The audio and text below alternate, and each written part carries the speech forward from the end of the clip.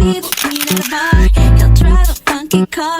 Maybe we'll meet at a club and fall so deeply in love. He'll tell me I'm the one, and we'll have so much fun. I'll be the girl of his dreams. Maybe BCA or PT Bank Central Asia Terbuka was founded by Sudono Salim in 1957. BCA itself is arguably the biggest bank in Indonesia, with a market cap of well over 1,000 trillion in the Indonesian stock market, despite it being a private bank. And today, we're going to be uncovering its financial services in accordance with the 2022, 2023, and 2024 BCA financial reports or annual reports. Without further ado, let's get straight to it. Net interest margin or NIM is a financial ratio used to measure a bank's ability to generate net interest income from its productive assets. NIM reflects how efficiently a bank manages the difference between interest income earned from lending activities and interest expense paid to depositors. A higher NIM indicates a greater profit margin from each unit of earning assets. The main function of NIM is to serve as a profitability indicator for the bank's intermediation activities and as a measure of the efficiency in managing earned assets. And this is the formula of NIM, or net interest margin, is net interest income divided by average earning assets times 100%.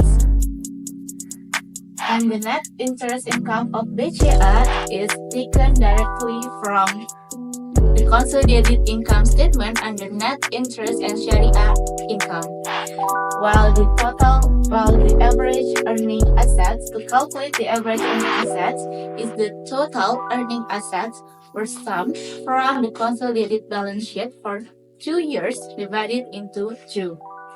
And from this formula, we can generate the NIM of BCA in 2022 is 5.8%. This indicates that every 100 rupiah in earning assets will generate 5.8 rupiah in net interest income. And this is also applied in 2023 and 2024. The NIM in 2023 is 6.36%, in 2024 is 6.47%. And this is the interpretation of NIM. Over the past 3 years, NIM of BCA is increased from 2022 until 2024. This increase reflects BCA's ability to manage productive assets efficiently and keep funding costs low, even amidst changes in market interest rates. Moderate NIM growth in 2024 compared to 2023 indicates a market that is starting to stabilize, while the bank continues to maintain credit quality to keep risk under control. Overall, this positive trend strengthens profitability and indicates healthy intermediation performance. ROA measures the bank's ability to generate net income from its total assets. A higher ROA indicates that the bank efficiently utilizes its assets to earn profit. The greater the ROA, the better the bank's performance in turning in asset into the net income. And the formula of ROA is net income divided by total assets times 100%. And the ROA calculation uses data from BCA's consolidated income statement for net income and from the consolidated balance sheet for total assets. And this is the ROA of BCA in 2022 is 3.1%. It indicates that every 100 rupiah of total assets will cost 3.1 rupiah in net income. And then for the 2023, it's increased by 0.35% from 2022. It indicates that every 100 rupiah in total assets will cost 3.45 rupiah in net income. And then for the 2024, the ROA is 3.78%. It indicates that every 100 rupiah in total asset will cost 3.78 rupiah in net income. And this is the interpretation. Overall, the increase in BCA's ROA has shown from 3.1% in 2022 to 3.545% in 2023 and 3.78% in 2024. This increase reflects BCA's ability to optimize its asset to generate higher profit each year. This increase in ROA also shows the efficiency of productive asset management and good control of operational expenses so that the bank's profitability against total assets managed continues to improve. NPL is a financial indicator used to evaluate the credit quality of a bank's loan portfolio, and the formula is non-performing loans divided by total loans multiplied by 100%. This ratio tells us what percentage of the bank's total loans are at risk of default. Now, we deeply talk about the formula. The numerator of non-performing loans is the loans where borrowers have failed to pay interest or principal for more than 90 days. And for the denominator or total loans is includes all credit given to customers, both performing and non-performing. And in 2022, the NPL ratio is 1.78%. That means for every 100 rupiah loaned out, 1.78 rupiah were non-performing. And in 2023, the NPL ratio increased to 1.86%. This indicates that for every 100 rupiah in loans, 1.86 rupiah were non-performing. And for 2024, the NPL ratio returned to 1.78%. Once again, for every 100 rupiah in loans, 1.78 rupiah were not performing. And for the overall interpretation, over the span of 3 years, the NPL ratio shows slight fluctuation. It rose from 1.78% in 2022 to 1.86% in 2023 and 1.78% in 2024. LDR is a financial ratio that measures how much of the bank's customer deposits are being used to fund loans. The formula is total loans divided by total deposits times 100%. The LDR indicates the bank's aggressiveness in lending relative to the available deposit funds.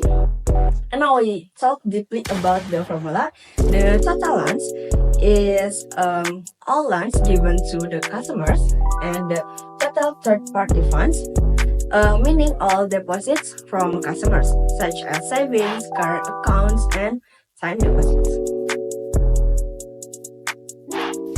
In 2022, the LDR was 64.14%. This indicates that every 100 rupiah in deposits, the 94 rupiah were loaned out. In 2023, the LDR was 69.57%. This indicates that for every 100 rupiah in deposits, about 69 rupiah were loaned out. And in 2024, the LDR further rose into 77.51%. This indicates that every 100 rupiah in deposits, the 77 rupiah were loaned out. And for the overall interpretation, the LDR rose from 64.14% in 2022 to 77.51% in 2024. This reflects increased confidence in lending as the bank utilized a larger portion of customer deposits to ease an interest income, but also a rise in liquidity risk if not properly managed. A higher LDR means the bank has less cash buffer available, which could be risky in times of withdrawal pressure or economic stress. So basically what it is the amount or the efficiency of one company on managing its cost in order for the company to gain its income or its revenue. Now for the equation itself is cost income equals the total expense over operating income and multiplied by 100%. Now, ladies and gentlemen, the less or the smaller the ratio indicates the more efficient the company manages its cost, thus making it even better. Now, we're gonna go straight to BCA's performance in 2022. Mind you that these calculations are in million. So now we have 36,332,646 over 83,211,282, and then we get the ratio of 43.6. So basically what it means is for every 1,000 rupiah that BCA gains or its income, BCA would produce around 436 of expense or cost. That's on the year 2022.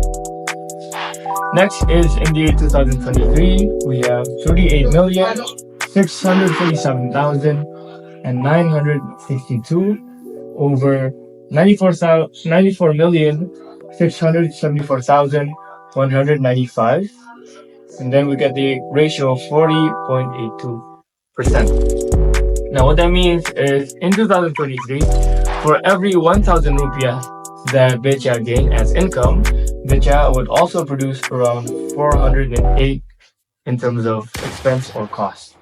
That's by the year 2023.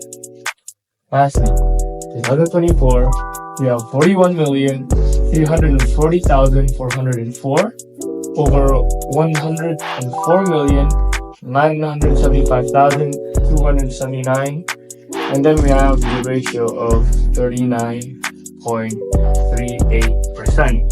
Basically, in 2024, for every 1,000 rupiah in income, BCA would also produce around 393 rupiah in terms of cost or expense.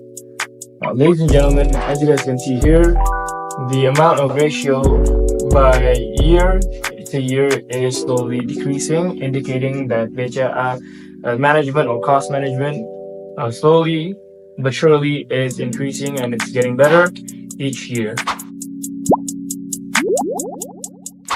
So what it is the amount of loan used to finance an asset. So these are the equation. LAR equals to total loans over total assets and multiplied by 100%. Now, originally, the higher or the larger the LAR ratio gets, the more riskier it becomes. The company, the assets becomes more risky, and also it becomes less liquid. So now we're gonna jump into BCA's 2022 performance here. It's still in millions, the amount and the calculations. So here we have 671,977,830 over 1,291,688,026. And then we have the ratio of 52.02%. So basically what it means is for every 1,000 rupiah of assets, the amount of loan produced or generated within that asset is around 520 rupiah.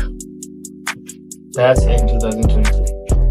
Next up in 2023, for the total loans, we have 730,076,671 over the total assets, which is 1,402,775,602, and it equals to 52.05%.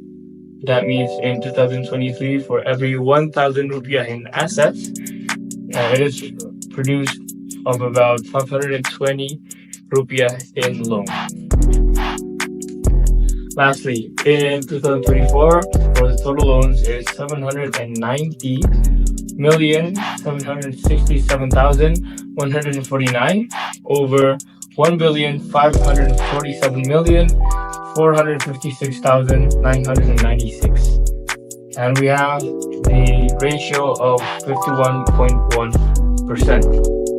It's a bit decreased or a bit dipped down when compared to 2022 and 2023, but nonetheless, it still shows a stable performance in terms of LAR.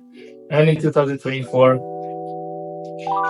for every 1,000 rupiah of assets equals to 511 rupiah in terms of loans that BCA produced. So then again, these performance for the past 3 years indicates a stable performance in terms of loans, which indicates a very good strategic execution, and also it also indicates a balanced amount of liquid and also balanced amount of loans.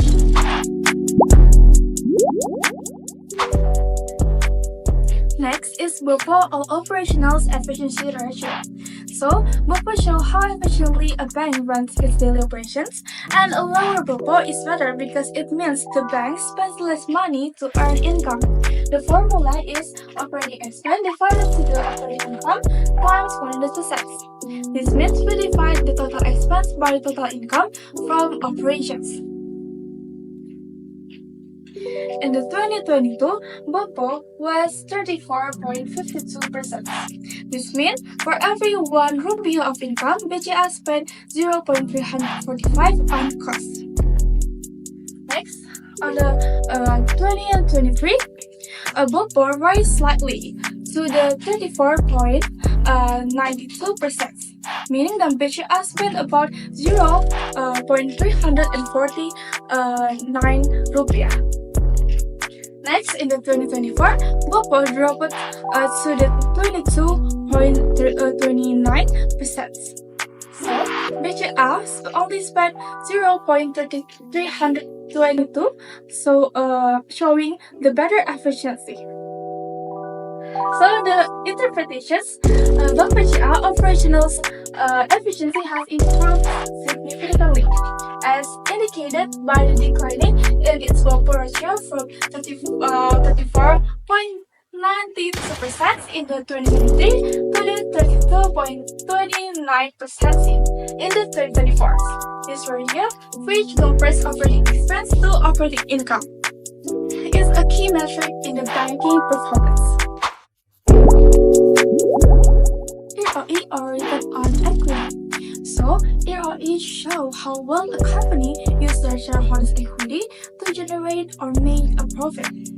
A higher ROE means the company is better at generating the returns. The formula of ROE is net income divided to shareholder equity times 100%. This means we divide the company profit by the amount of equity invested by shareholders. Next, in the 2022, Bank BCA generated ROE was 18.83%. So, for every 1 rupiah of shareholders' money, Bank BCA made 0.188 in profit.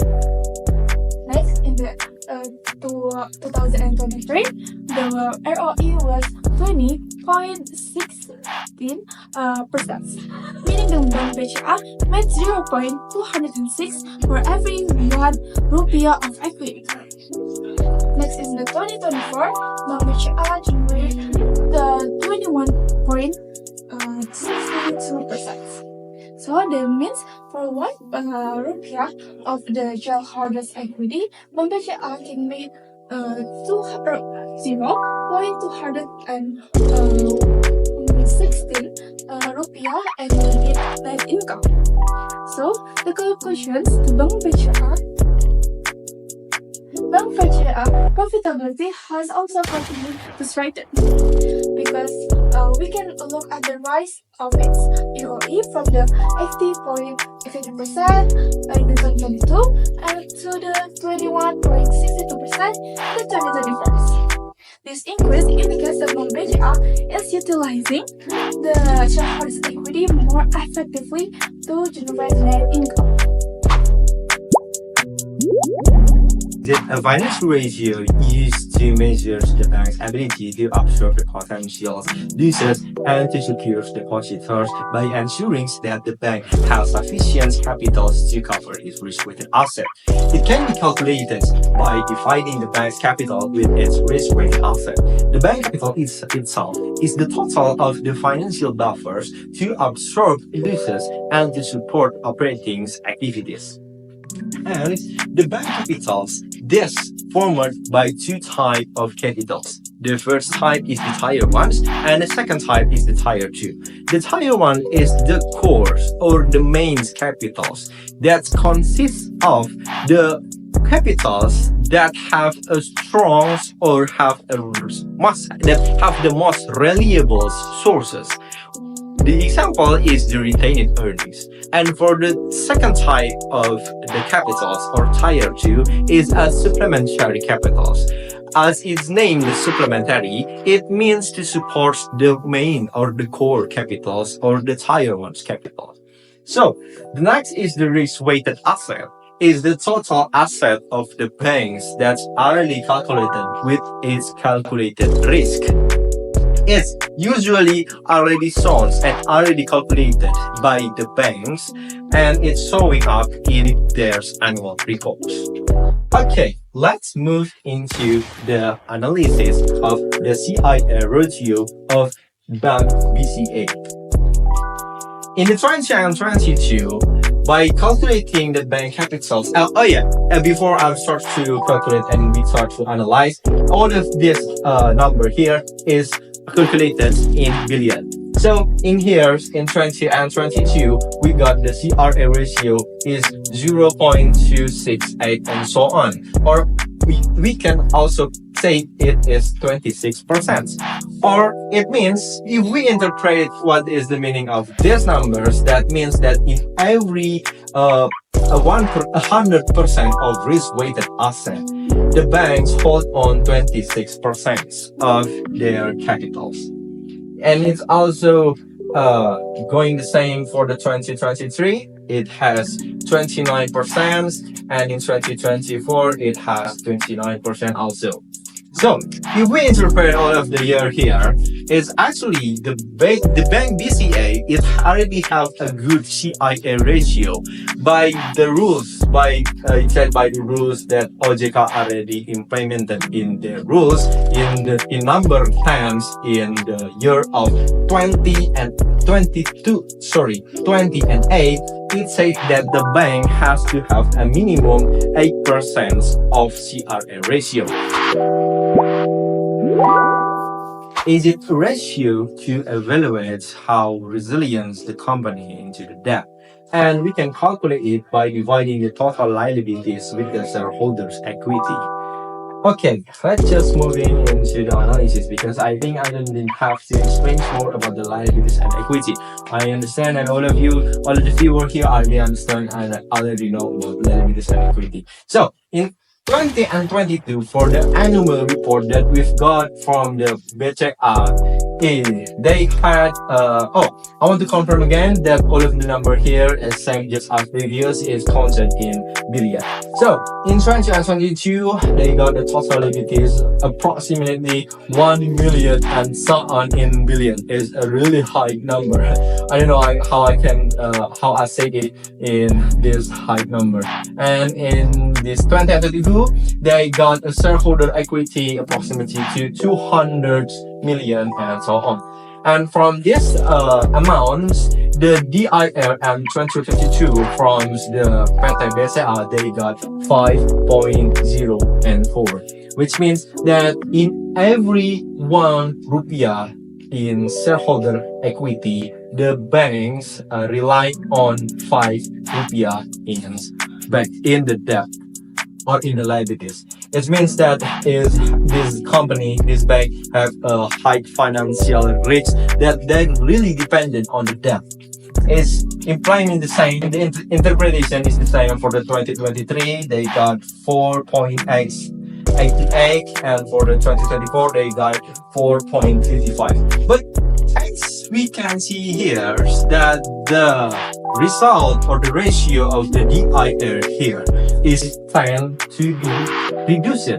Is tend to be decreased by year to years, which means that this company, these banks, is even though they have a high ratio and high depending on the debt, they actually already manage the DIR really good. As you see here, the ratio is have a reduction trends. And as we know, the DIR, the less the DIRs, it means that the better the company.